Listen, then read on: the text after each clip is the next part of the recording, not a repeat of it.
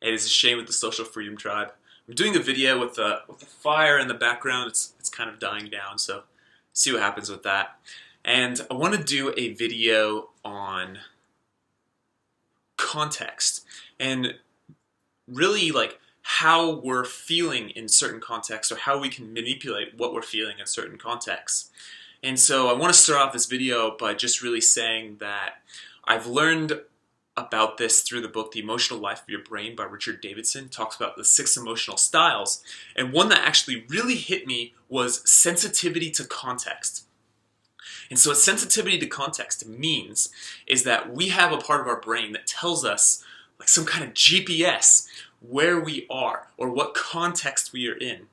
And that maps to our hippocampus, our memories, and says, this is what you should feel, this is the rules of this environment, and this is how you should act within this environment. It might even tell you other things, but these are the things that I want to mainly focus on.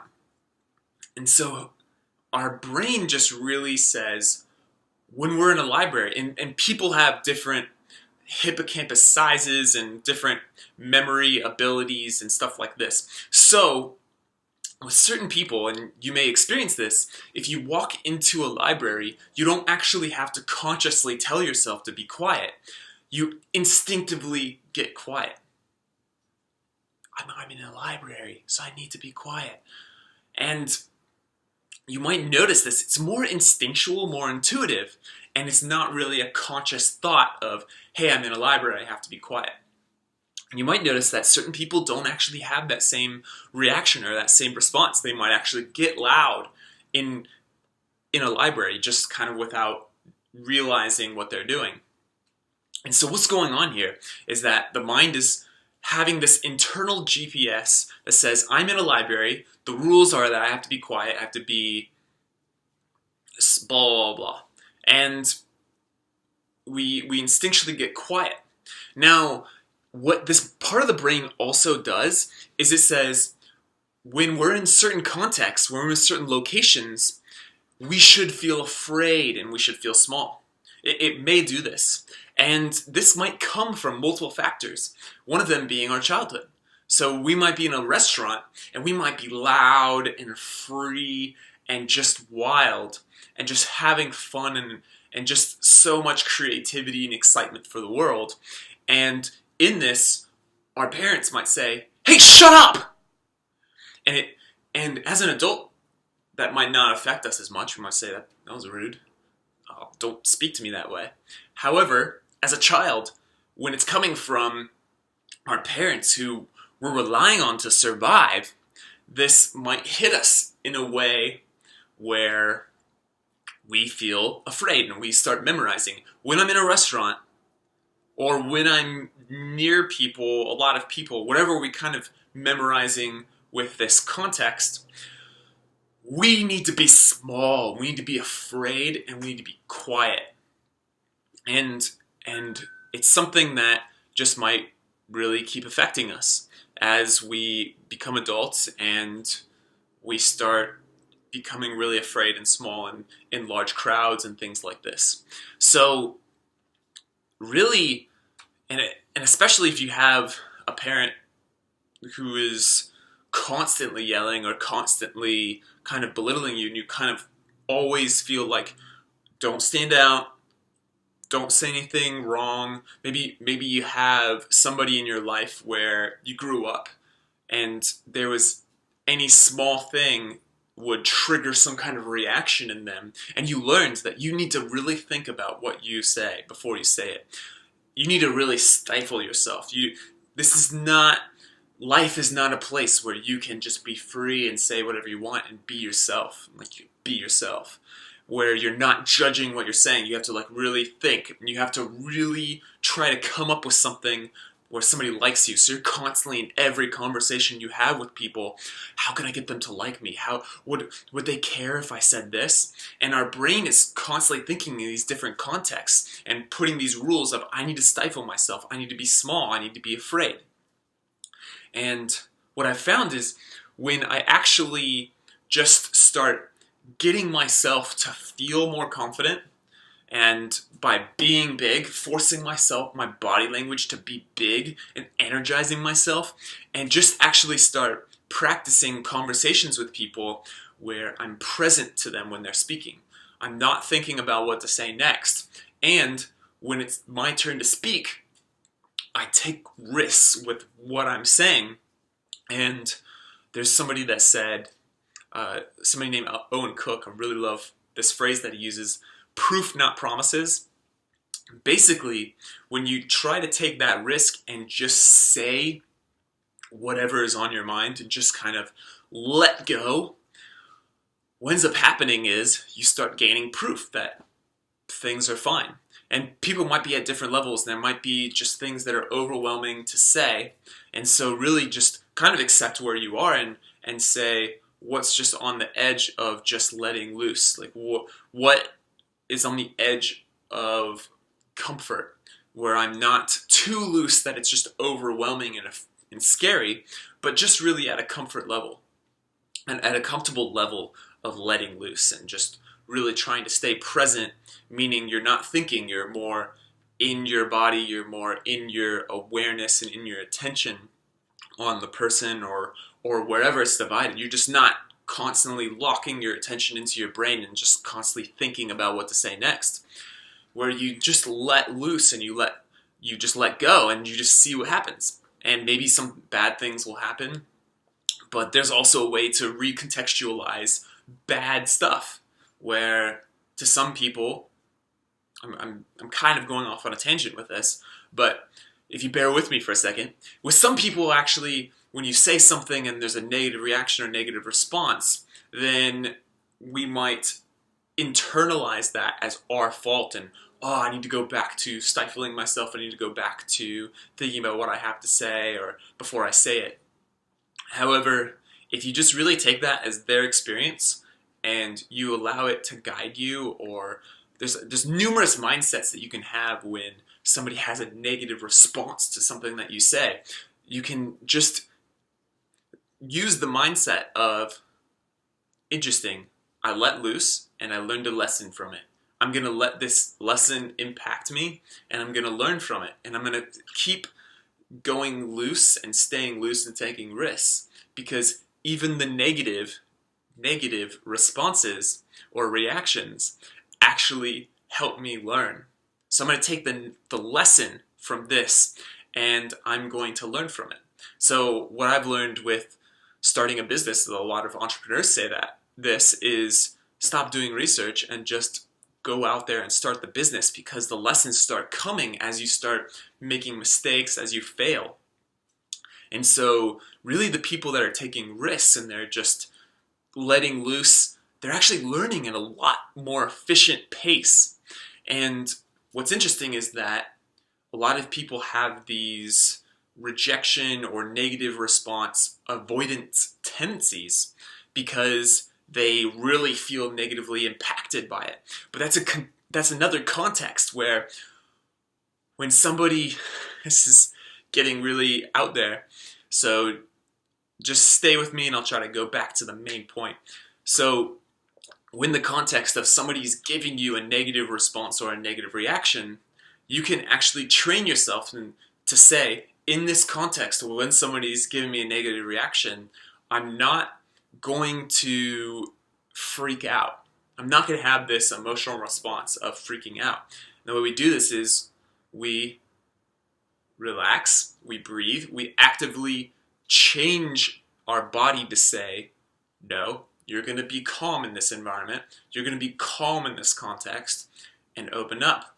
Keep an open body language, because as Jamie Wheal and Stephen Kotler write in Stealing Fire, your body is kind of more like a user interface rather than an operating system. Meaning, it's not the context. There's partly the context is telling you what to feel, and it's partly you can tell yourself what to feel, your body what to feel, by changing your body language, by putting your shoulders back, pretending that there's a medal on your chest that you're like slightly showing off, having open, wide movements. And these are things that really you can have a closed off movement if you just really feel confident. But these are ways that you can really boost your confidence and have energy and movements that really get you into an excited mood. So, in these contexts of, now let's say I have this memory locked in there, this traumatic memory of being in a restaurant, in a certain context of the restaurant, and I had a childhood where I was yelled at in that environment. That didn't actually happen to me, but let's say that it did in this hypothetical. What can I do to actually start healing myself in that context? Well, one thing I can do is that I can start opening my body language like we talked about. So I'm noticing I'm with my friends at a restaurant, and that I'm noticing that my brain is telling me, stay small. This context, stay small. Stifle yourself. Think about what you have to say. Feel anxiety. Feel and judge yourself. I can start using practices, and that I have these practices. It's the main point of the Social Freedom Tribe and the workshops I'm doing right now is I take people through these practices of how to change how you feel in certain contexts using these exercises. The exercises are a lot of body language stuff, opening, energy, and proof not promises with letting loose. So letting loose. When somebody's talking, you're staying present to what they're saying, and you take a risk and just go with what I call best guess leadership. So I have another video on best guess leadership and what I'm calling that. So watch that. I'm not going to go too deep into it now, but basically taking your best guess on what to say in that moment and just going with it. And what ends up happening is if there's a negative response or something bad happens, just start learning, taking the lessons from that and not go into your body, relax. So if you close your eyes right now or just feel into your stomach right now, just feel how tight it might be or how much stress might be floating around in there, and just start relaxing, clearing out the stress. And try to, on your exhales, breathe through your belly first instead of your chest or your shoulders. You don't want to be breathing like this. Try to breathe through your belly and relax those muscles. And on your exhales, try to relax more and more, and then also try to clear out that stress more and more. Maybe you can go onto your chest. This is where I hold my anger, and my stomach is where I hold my fear. So maybe if I'm holding anger or something, I can start relaxing that. Clear out any of those kind of chemically feelings that might be on your internal side of the chest.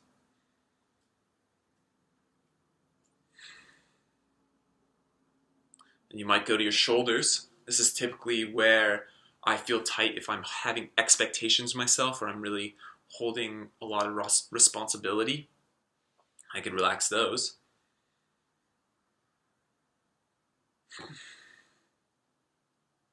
And then I can start feeling into any mindsets that I have. I might have a mindset that I expect a lot of myself. So I can kind of go inside and just start getting aware of what's going on for me. And I might actually be trying to prove myself in a conversation with friends at a restaurant or something.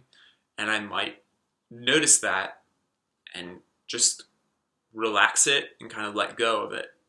And I kind of might notice that I don't want to say the wrong thing, or I have this part of my identity where I feel like I'm perfect and I want to hold on to that identity. And I just might notice that and let go of that. And then I might start taking risks. I might start saying things and notice the impact. So I'm not saying it thinking, oh, this is 100% going to work. This is the method of never getting rejected, never getting a negative response. This is more of a thing of, can I survive and be fine in an environment where I'm letting loose? So I might let loose and say something, and it might have a negative or positive impact, and I kind of just notice. And I don't really, I might take the lessons from it, but I don't analyze what I'm saying constantly. And I might just notice and say, oh, interesting, this is what happened. And when you start really taking these risks constantly, then you'll just, and if you're taking risks and you're also noticing the impact on others, so you're noticing how the group seems, or noticing how the person seems if you're one-on-one with somebody, and you're just taking that in, you're also noticing how you feel in your body with that, and just kind of remembering that, not really needing to do anything with it, just kind of remembering. What ends up happening is, if you really eat great foods for your memory and just train your memory, what will happen is your hippocampus is really close to your insula, and your insula is your brain-body connection, and it'll start attaching these memories of these risks that you've taken with these emotions. And what ends up happening is you'll actually develop an intuition this way, a social intuition, where you're not really needing to think about what to say. You just intuitively get it. You intuitively get what to say because you have a lot of reference experiences, meaning experiences where you've taken risks and you've seen the impact. You just get a lot of experience with socializing, and you intuitively build this large bank of experiences that your mind just immediately draws from, and you can have witty responses. And it's pretty fun just to be present with what somebody's saying. And what I've noticed happens from this, when I'm just really present with somebody as they're speaking, things come up. I'm like, oh, I could talk about this, and they keep talking, and usually in the past I would have this thing of holding on to, oh, I can't wait to say this story, and maybe the topic changes and I bring it, and it just doesn't have as much impact because the topic was kind of just changed. However, if I'm the kind of person where I notice that, let go back to presence, something else comes up, notice it, let go back to presence. And then when it's my turn to speak, I come up with something to say in that moment. Like right now, I'm actually not really, I like to do these videos unplanned. I might have a topic that inspires me and just bring it. However, there's not really any planning to go with this. I'm kind of, right now, if I just talk about where my attention is, this is kind of trippy, but it's a lot on just noticing what words are coming out of my mouth, and I don't actually know where this is going to go. I don't actually know what I'm going to say next. I'm kind of just noticing my movements, and I'm not really even planning my movements. They're kind of just all happening, and the words are just coming out. And I'm just really observing this all happen, and I'm just as surprised as you are at what I'm going to say. I really don't know what's going to happen next. And so when I start tapping into this is a really highly intuitive way of speaking. And what I noticed from this is that actually my responses actually become more witty and just unexpected. And when the topic changes, I can change with it. And I can just go with the moment instead of staying with one thread because I really want to prove myself with some kind of story or something. The topic changes, I can immediately change and adapt. I can accept that it's changed, adapt by coming up with the next response, or after acceptance, coming up with something to say from this new area that speed to me is wittiness, of fast acceptance that something has changed, or something chaotic has changed or happened, or something. I was having a one-on-one with somebody, I was about to say something, somebody jumped in, I let go of what I was going to say, accepted the situation for what it is, and then adapted. That to me is wittiness. And this comes from taking risks. So now if I take all this tangent stuff, and I have a lot of different videos on the different things that I've talked about in this video, when I take all those tangents and bring it back to the main point of how you feel in a certain context, after I do all of these things, I notice that now this has become the new me in this context. And when I start noticing these abilities of being able to relax myself, depending on the context, I can actually just feel more confident and relaxed in general. And I can just take this way of being that's in one context, and it becomes more generalized the more I go about these activities in each context. And really, when I just practice these a lot, they're not, this is a 20-minute video so far. It's not taking me 20 minutes to go through this process and now I'm relaxed in this environment. This is just something I can kind of notice, change immediately, and it's a process rather than how you're born, to me. I was born highly socially, not born, but I lived most of my life highly socially anxious, and I've learned these processes over time to be in any kind of chaotic environment or chaotic context, or just really no matter what the context, I can really start relaxing myself, getting confident, getting big, getting loose, letting go of my editing side, getting present, and I can really start memorizing that new way of being in every single context. And just over time, I just become confident in general. And I hope this is helpful. I love you guys, and I really hope you tap into this creative, confident side where you bring your true selves, just no matter the context. Thank you guys. Have fun. Peace.